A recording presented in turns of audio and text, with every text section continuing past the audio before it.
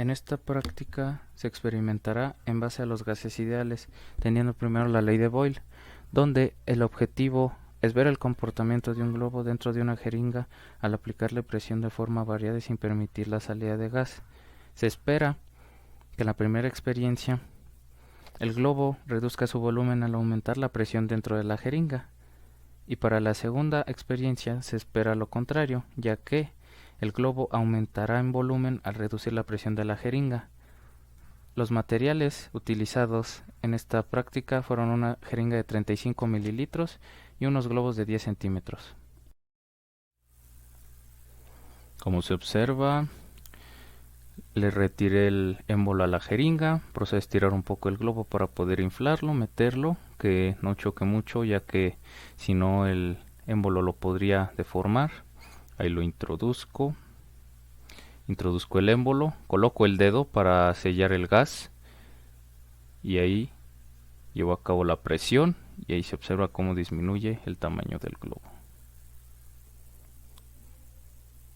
Ahí con un globo previamente inflado lo introduzco hasta la parte más profunda de la jeringa, introduzco el émbolo, lo empujo hasta que apenas si lo toque sin presionarlo para que no se deforme, sello el gas y ahí empiezo a retraer el émbolo y ahí se observa cómo el globo cambia su tamaño, cómo se expande, cómo aumenta.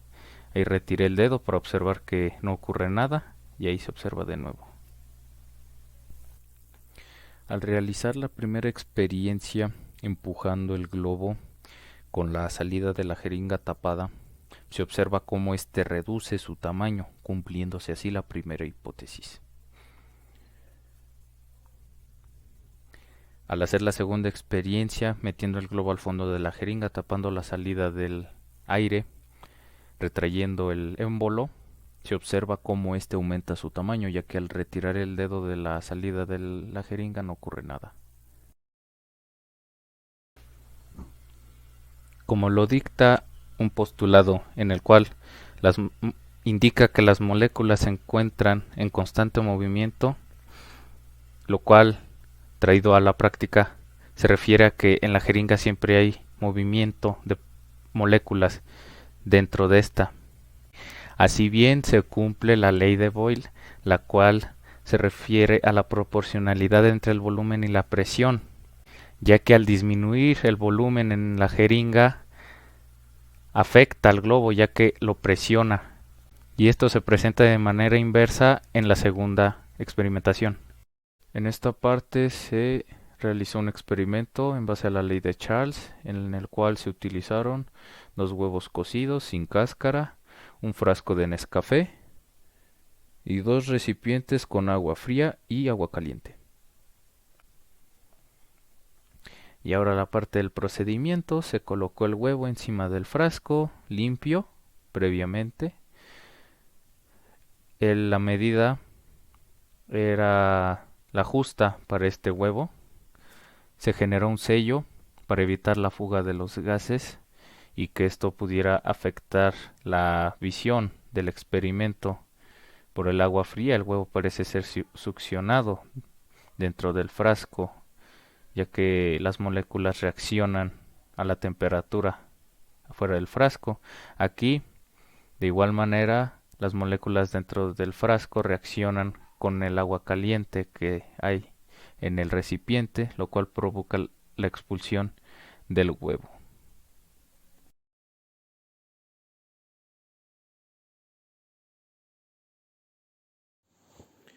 Se observó en la primera parte del experimento que al introducir el huevo en el frasco, el cual estaba a temperatura ambiente, al recipiente con el agua fría, que éste alteró las moléculas dentro del frasco, lo cual provocó una reacción de acuerdo a la ley de Charles e hizo que el huevo se succionara.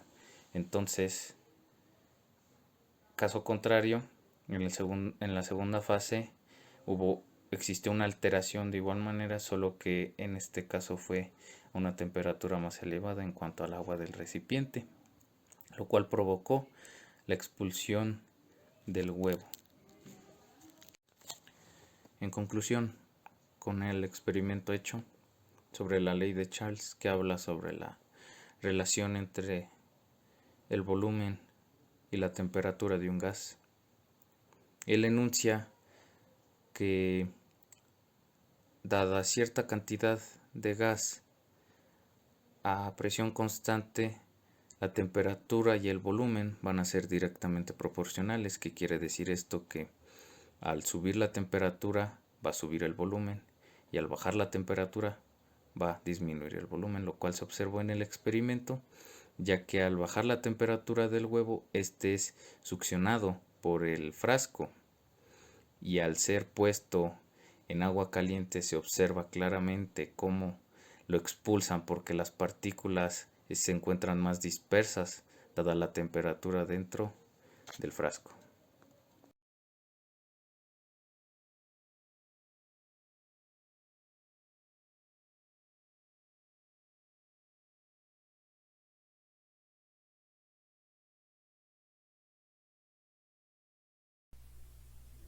Ahí se observa cómo colocó el globo en la boca de la botella, la cual previamente se limpió. Procedo a introducirla al agua caliente. Se observa la reacción al instante. Ahí me tardé un poco en acercar el agua fría.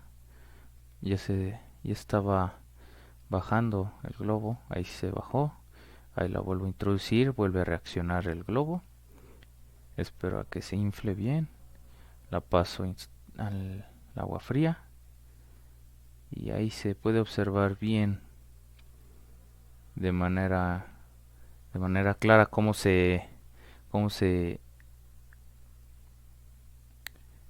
desinfla el globo por, por totalidad.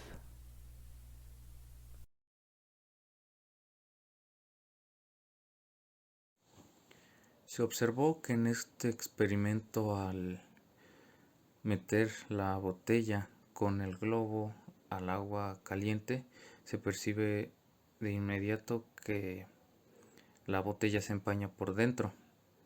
¿Esto por qué? Porque la temperatura del agua está haciendo reacción con las paredes del recipiente, en este caso la botella con el agua, lo cual provoca que el globo se infle. Ahora, al pasarlo al agua fría, de inmediato se nota como el globo pierde presión y disminuye su tamaño. Se concluye entonces en esta tercera parte de la práctica la ley de Gay-Lussac, que habla sobre la relación entre la presión y la temperatura. Gay-Lussac enuncia que a una cantidad y volumen de un gas de manera constante, su presión y temperatura serán directamente proporcionales, lo cual se comprueba en el experimento, ya que al introducir el globo que está en la boca de la botella en el agua caliente, este se inflará por la temperatura que se eleva, y al introducirlo inmediatamente al agua fría, el globo se desinflará.